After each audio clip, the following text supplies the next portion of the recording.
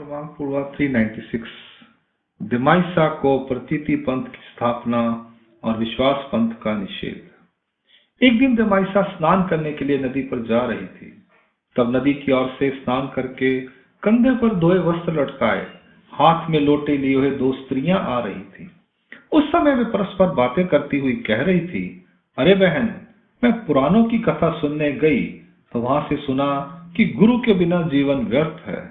गुरु से ज्ञान मिलता है और उसी ज्ञान से ही उद्धार होता है। इसलिए मैंने एक गुरु से गुरु मंत्र ले लिया है। अब उसके अनुसार चलने पर स्वर्ग मिलता है या नरक में जाना होता है, कुछ कहा नहीं जा सकता। इस वार्तालाप को सुनकर दिमाइसा ने अपने मन में सोचा कि हमारे लिए हमारे भगवान श्री चक्रधर स्वामी महाराज ही पर्याप्त हैं, वे हमारे रक्षक हैं। फिर दिमाइसा ने नदी पर स्नान किया, लोटे में पानी भरा और अपने निवास स्थान पर आकर भगवान को वह सारी बात बताई। फिर भगवान ने दिमाइसा को समझाते हुए कहा, माता, इस संसार में एक प्रतीति पंथ है और एक दूसरा विश्वास पंथ है।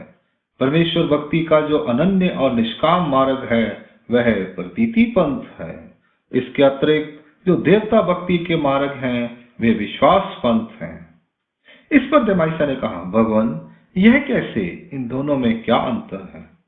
तो भगवान ने कहा, माता, तुम स्त्री हो। यदि हम तुम्हें यह कह दें कि तुम पुरुष हो, पुरुष के समान ही तुम्हारा भी अधिकार है, ऐसा कहने पर तुमने प्रतीति अर्थात पक्का निश्चय प्रतीति के कारण यह निश्चय कर लिया कि मैं पुरुष हूं। इसे प्रतीति कहते हैं। जैसे पत्थर पर बनी हुई रेखा पक्की होती है, उसे मिटाने पर भी वह मिटती नहीं। जैसे 15वें दिन पूर्णिमा होती है। फिर भगवान भी कहें कि यह ऐसा नहीं है तो वह प्रतीति अर्थात पूर्ण निश्चय है। वह प्रतीति के कारण उस पर डगमगाता नहीं, उसी बात पर स्थिर रहता है। इसके अतिरिक्त दूसरे विश्वास पंथ हैं। तुम्हें प्रतीति पंथ पर ही चलना चाहिए देवती। इस प्रकार भगवान ने देवती को प्रतीति पंथ के विषय में समझाया। फिर दिमाइसा ने कहा, भगवान, विश्वास पंथ कैसा होता है? इस पर भगवान ने कहा, देवती, कोई एक शिष्य किसी एक महात्मा से शिक्षा प्राप्त करने की कामना करता है। तब वह महात्मा अपने शिष्य को शिक्षा देने का प्रयत्न करता है, उसे बार बार समझाता है, पर वह शिष्य उसे समझ नहीं पाता। तब वह महात्मा उसे कहते हैं, तुझे कुछ भी समझ नहीं आता, तू तो निरा भैंसा है। उस शिष्य ने उस महात्मा के कहे हुए शब्दों पर विश्वास करते हुए स्वयं को समझ लिया कि वह वास्तव में भैंसा है, पशु है। तब से वह स्वयं को भैंसा समझकर वैसा ही व्यवहार करने लगा। वह पशुओं की तरह ही खाता, पीता, उठता, बैठता और वैसा ही व्यवहार करता। एक दिन किसी व्यक्ति ने अपने घर भैंसे जैसा व्यवहार करने वाले उस शिष्य को और उस महात्मा को भोजन के लिए आमंत्रित किया। तो वह शिष्य उस महात्मा के साथ ही उस व्यक्ति के घर गया। वे महात्मा तो अंदर चले गए, पर वह शिष्य उस घर के दरवाजे पर ही खड़ा हो गया। फिर उस महात्मा ने उसे कहा, तू वहां खड़ा क्यों है, अंदर क्यों नहीं आता? तब उस शिष्य ने कहा, इस दरवाजे पर मेरे सिर के सींग अड़ रहे हैं, मैं कैसे अंदर आऊं? फिर उस महात्मा ने कहा, क्या तेरे सिर पर वास्तव में सींग हैं? तब उस शिष्य ने कहा, महात्मन, आपने ही मुझे कहा था कि मैं भैंसा हूं।